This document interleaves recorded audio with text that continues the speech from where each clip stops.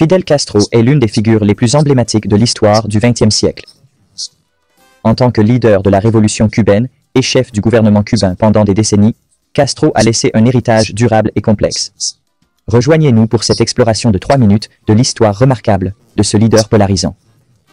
Fidel Castro est né en 1926 à Berne, à Cuba, dans une famille aisée.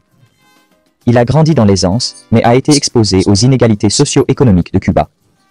Éduqué dans des écoles jésuites, Castro a développé des intérêts précoces pour la politique et la justice.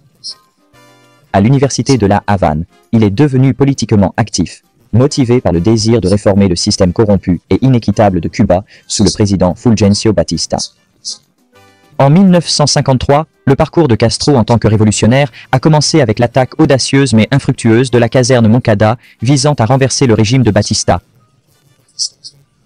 Cela a conduit à son emprisonnement et, à sa libération, il s'est enfui au Mexique. C'est là qu'il a rencontré Ernesto Che Guevara et a organisé un mouvement de guérilla. Planifiant le renversement de Batista, Castro rentra à Cuba en 1956 avec une petite armée rebelle. Depuis leur base dans les montagnes de la Sierra Maestra, ils menèrent une guérilla. Malgré les revers initiaux, le charisme et les tactiques de guérilla de Castro gagnèrent le soutien du public.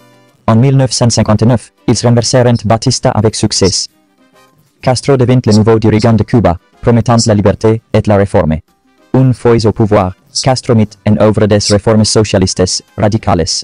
Les terres furent redistribuées, et les systèmes de santé et d'éducation s'améliorèrent considérablement. Cependant, son règne fut également marqué par la censure, la répression politique et les défis économiques. La nationalisation des industries conduisit à une confrontation acharnée avec les États-Unis, qui culmina avec la crise des missiles de Cuba en 1962, un moment décisif de la guerre froide. L'héritage de Fidel Castro est mitigé. Il est célébré pour son engagement en faveur de la justice sociale, de l'éducation et des soins de santé. Cependant, il est également critiqué pour ses violations des droits de l'homme et ses politiques économiques qui conduisirent à des difficultés. Cuba de Castro a joué un rôle significatif dans la politique de la guerre froide, s'alignant sur l'Union soviétique et influençant les événements mondiaux.